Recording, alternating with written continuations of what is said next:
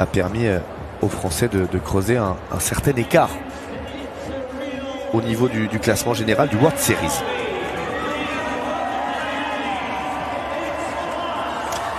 Les Français donc qui entrent sur ce terrain, Paul, avec un peu de changement entre le tournoi de Londres, le tournoi de Toulouse et le tournoi de Londres. Il y a eu 3 changements exactement dans cette équipe. Thibaut Mazzolini qui a été remplacé par Thomas Carroll. Là on est sur une rotation au niveau des joueurs impliqués dans le groupe France. Il y a également Joris Simon qui rentre à la place de Andy Timo qui avait besoin de se reposer après une longue saison pour ce garçon de 18 ans qui a vécu du rugby à 7 sur le World Series, qui a vécu de la Pro D2 avec Massier et une lutte pour le maintien, et qui a même vécu un petit peu de France moins de 20 lors du tournoi Destination, programme danse, pour ce joueur qui devra choisir dans les prochains jours, les prochaines semaines, entre le Stade Rochelais et le Stade Français. Dernier changement également, l'entrée de Jefferson Joseph au poste de numéro 7. C'est parti pour cette rencontre entre l'Espagne et la France. Ballon récupéré par Jordan Sefo et Ryan Rebach, qu'on n'a pas vu sur le premier match ou presque, qui trouve William Iragua. On a vraiment changé le set de départ avec les entrées dans le groupe de William Iragua, de Ryan Rebach, de Jefferson Joseph, de Varian Pasquet également, avec la première offensive pour Paulin Riva qui a retrouvé à l'intérieur Jefferson Joseph. Il ne fait jamais le pas de trop, Paulin Riva, et encore une fois il le prouve avec le premier essai français après à peine plus de 30 secondes entre les poteaux pour la jeunette Jefferson Joseph qui remplace Théo Fornet, blessé la semaine dernière à Toulouse. Ouais, c'est du simple, du propre et de l'efficace en ce début de partie. Bravo les Bleus. Pour une fois, ils ne forcent pas leur talent, mais ils se trouvent, ils font du très propre, que ce soit dans le jeu au sol, ça conserve très bien le ballon. Derrière ça, on le relance à la perfection, on se trouve, et à l'image de Paulin Riva, on joue juste, on ne fait pas le pas de trop. Et on trouve le marqueur, Joseph, qui vient lancer dans un intervalle, conclure cette première marque pour les Bleus. Bravo.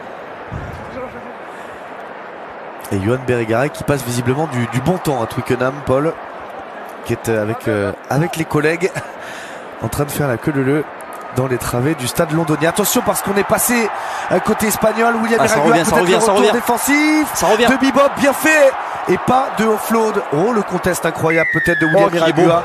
Quel geste défensif de l'ancien Massicois qui nous régale encore une fois. Allez, reprend la largeur là, on est très serré, mais c'est super bien joué, on impose son propre rythme, c'est bien joué. Allez, conservez le ballon, il reprend un peu d'espace là. Allez, avec Jordan Sefo qui accepte un petit peu plus le contact bien que la saison dernière. Varian Pasquet, la vitesse de Varian Pasquet, il a réussi à accélérer. Est-ce qu'il pourra sortir des bras? En tout cas, il fait l'effort, restez debout. L'un des meilleurs offloaders de ce circuit. Jonathan Logel, qui va choisir le grand côté avec Iragua, Jefferson Joseph. Le bon soutien d'Iragua, malheureusement, qui a été battu sur l'impact. Ils sont présents, les Espagnols, à l'image de Reina. Joseph bien amené au sol. Derrière ça, on est resté sur ses appuis en équilibre. Contest impeccable des Espagnols. On a vu une défense bien en place là côté espagnol sur ces 3-4 temps de jeu français.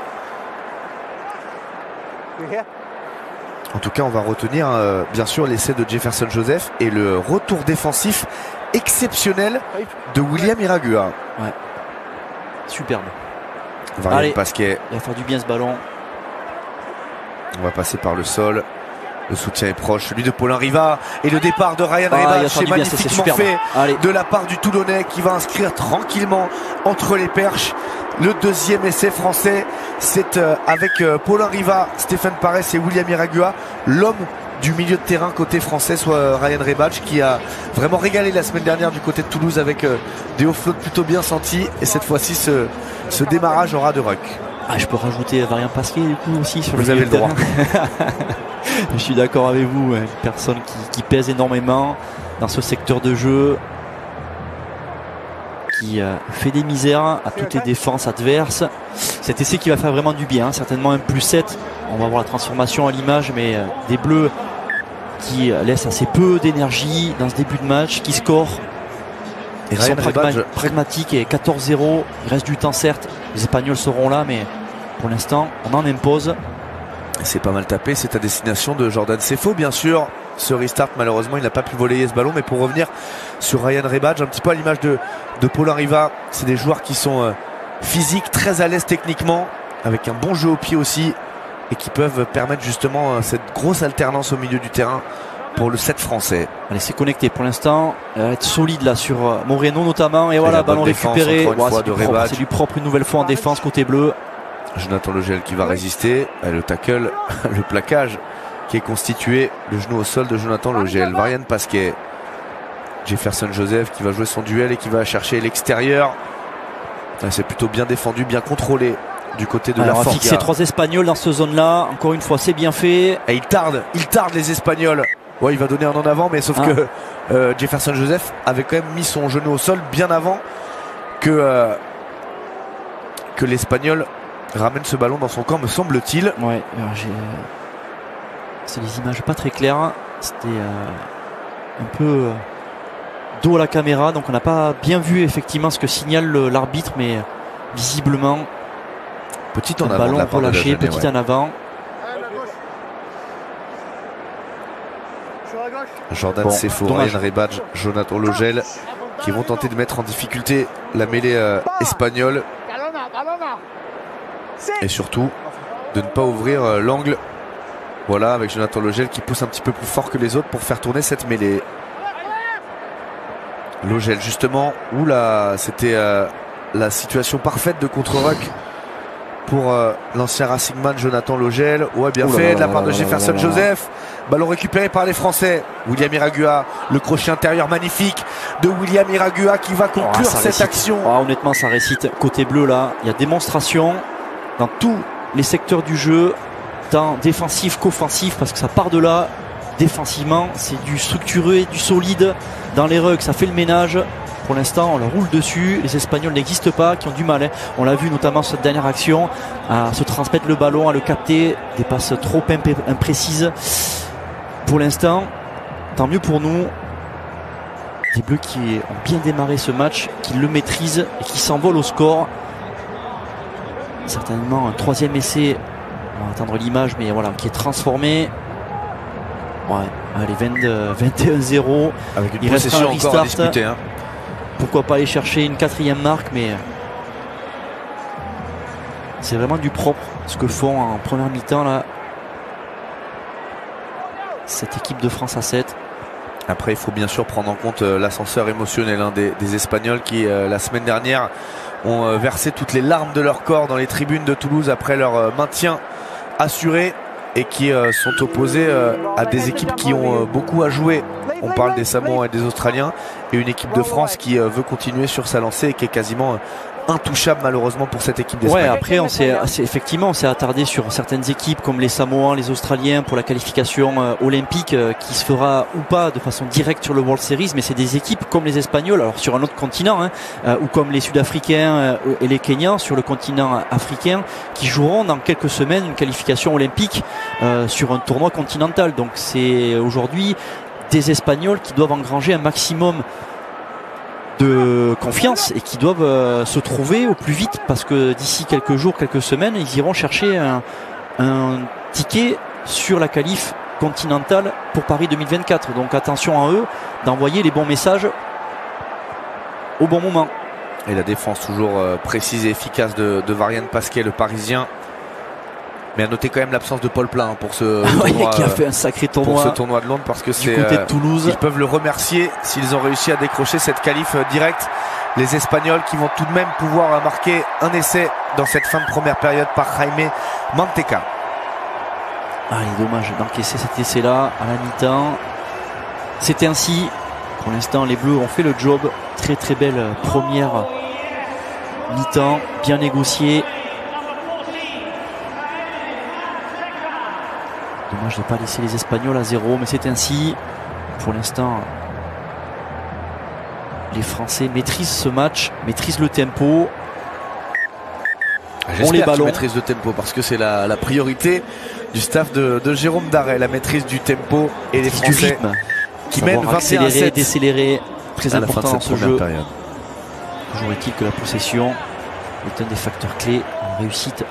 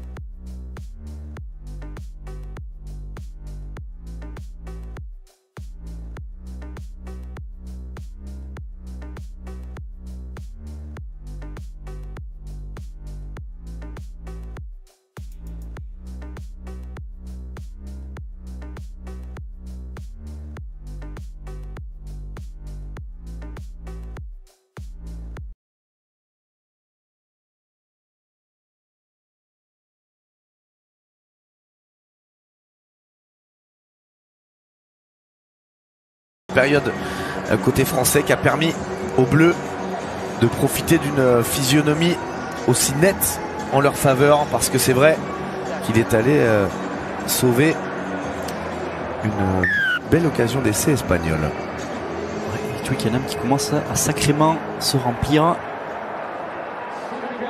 Jordan Sefo qui va mettre la pression, qui manque son plaquage à l'image de Paulin Riva. Attention à Moreno. Et encore une fois, le retour défensif de Iragua, mais c'est pas possible. Combien de plaquage est-ce qu'il va casser Moreno? Et finalement, il rend ce ballon aux Français. Et c'est une contre-attaque pour les Français, notamment Jordan Sefo. Il y avait peut-être une bonne croisée à faire au milieu de terrain pour Ryan Rebadge. Jordan Sefo qui va attendre le soutien, qui fixe du monde, qui fait du beau de Jonathan boulot, Logel. Ouais, encore une fois, le contest espagnol. Qui n'a pas su libérer ce ballon convenablement, bien contesté. Bravo aux Espagnols, ils s'en sortent bien sur ce turnover. Eux qui auraient pu marquer avec ce bonhomme, Moreno. Et Manu Moreno qui a les oreilles attentives pour une éventuelle participation au futur Super Sevens. Il est en tout cas sur les tablettes de plusieurs formations. Ouais. Ou d'une seule qui lui propose effectivement des choses intéressantes. Toujours plus facile d'être attentif dans ces conditions-là. L'introduction pour Reina, côté espagnol. Toujours 14 points d'avance pour cette équipe de France. Attention à la fin de passe. Ouais, il est ressorti extérieur alors qu'il semblait être passé sur l'intérieur de Paulin Riva. C'est Strapaga qui accélère. Et on ne l'a quasiment pas vu, c'est Strapaga la semaine passée du côté de Toulouse. Hop, est-ce qu'il a touché au sol et valable Et Marianne Pasquet qui demande lui une faute puisqu'on l'aurait retenu et empêché de venir défendre, mais c'est pas ça que le Thiémon regardera. Ça ne reviendra pas sur cette image-là. Là, l'arbitre sera concentré sur ce qui n'est pas. Il n'y aura pas essai de la part de Tobias Strapaga. Une touche au sol valide. Bien revenu, bravo.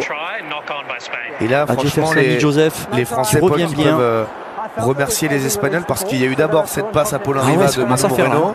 Là, il y a cet en avant dans l'embut de Tobias Strapaga qui avait fait le plus dur. Après, ça sert à rien de batailler. S'il ne l'a pas vu, il ne reviendra pas sur sa décision par rapport à ça. On a réalisé quand même bien de le signaler. On a resté froid, lucide. Le match est maîtrisé pour le moment. On a vu William Iragua sortir, remplacé par Thomas Carroll. Il reste encore du monde sur le banc. On pense bien sûr à Aaron Grandidier et Joachim Troisbal. Allez, beaucoup plus frontal et direct là. Visiblement, il est en haut de notre écran. Oh, attention à cette transmission. Oh, il est passé Jonathan Logel. Ils ont bien eu raison de lui bloquer les bras parce que s'il parvenait à transmettre à Aaron Grandidier, c'en était fini des espoirs de défense espagnole. Bien fait de la part de Thomas Carroll qui a réussi à relâcher ce ballon, qui a redémarré. Techniquement, c'est plutôt très bien réalisé par le Palois.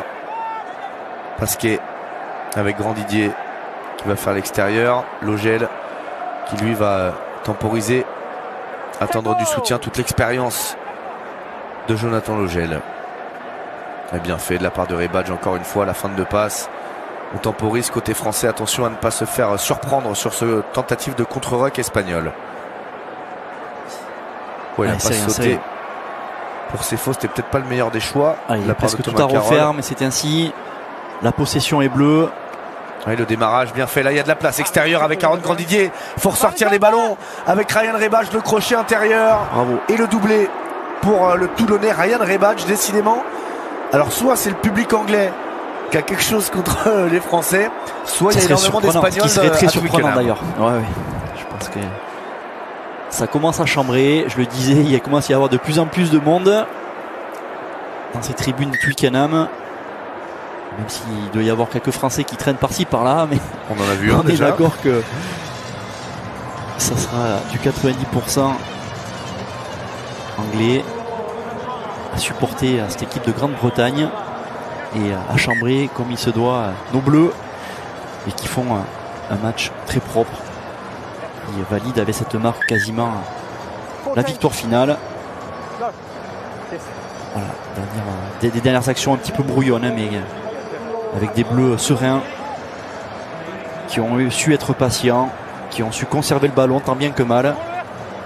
cet essai de Rebac fait le plus grand bien. Les Bleus qui s'échappent, plus 7. Même s'il reste beaucoup de temps, 3,37. Très honnêtement, je ne vois pas comment les Espagnols pourraient revenir dans cette partie. Il y a peu de chance en effet. Et surtout aller chercher la victoire. Thomas Carroll, le pied gauche, avec ce renvoi pas mal tapé, un poil long malheureusement pour que Jonathan Legel puisse le récupérer. C'est une Strapaga qui fait du boulot, hein. Qui accélère fort et qui arrive à transmettre, mais en avant Espagnol, ça profite pour Aaron Grandidier, le crochet intérieur du briviste. Bien. Et la passe après contact pour Paulin Riva qui retrouve Thomas Carroll. Est-ce qu'il va réussir à terminer? Thomas Carroll, bien joué. Bravo. Ouais, c'est propre. Ce que font les Bleus, franchement, c'est serein, c'est maîtrisé.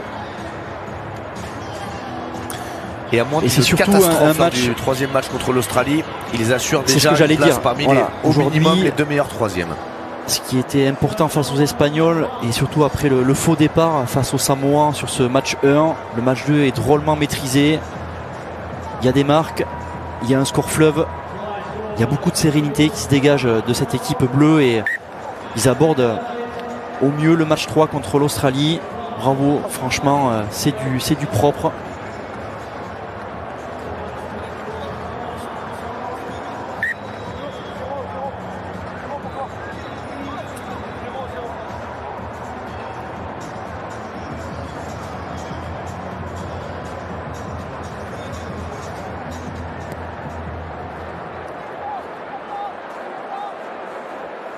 Allez, encore 2 minutes, il reste du temps. Du temps pour enchaîner les marques. Soigner le goal average. Ça passera d'abord par une grosse défense. Ça revient fort encore une fois. Et ça sera contesté ce ballon. Ouah, ils s'en sortent bien les Espagnols. On a vu Paul Leretre entrer en jeu. Pas de Joachim 3 balles, mais un Stéphane Parés qui, malgré une béquille, est bel et bien sur le terrain. Encore une fois, la dernière transmission, Paul. Vous parlez d'un match totalement maîtrisé par les Bleus. Il y a quand même des gestes, des derniers gestes côté espagnol qui ont permis aussi aux Bleus de voir les choses de manière plus sereine. Ouais, mais on les pousse à faire ce dernier geste. Encore une fois, il n'y a rien de facile pour les Espagnols. Ils sont obligés de multiplier les passes, ça revient de partout. Même quand ils nous break, ils doivent essayer d'avoir des soutiens pour essayer à chaque fois de marquer un essai tant bien que mal. Allez, là ça ira sur une nouvelle marque, la deuxième, mais que c'est dur, tant mieux qu'ils aient à s'y employer, ces Espagnols. Allez, il y aura un coup d'envoi, un nouveau, après cet essai. On est rentré dans la dernière minute, mais les Bleus auront l'opportunité de capter ce ballon dans les airs et d'aller chercher une nouvelle marque.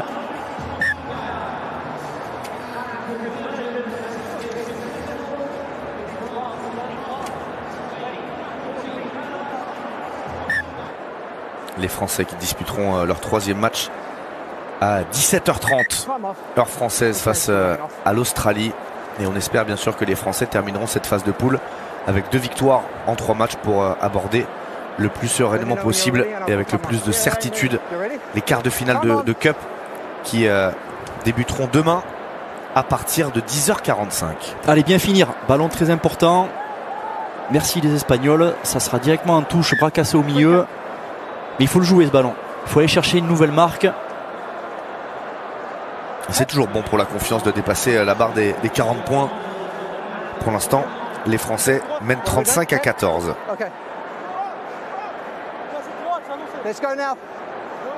Et Thomas Carroll, milieu de terrain. Le changement de rythme bien évidemment. Et la passe à hauteur pour Ryan Rebadge.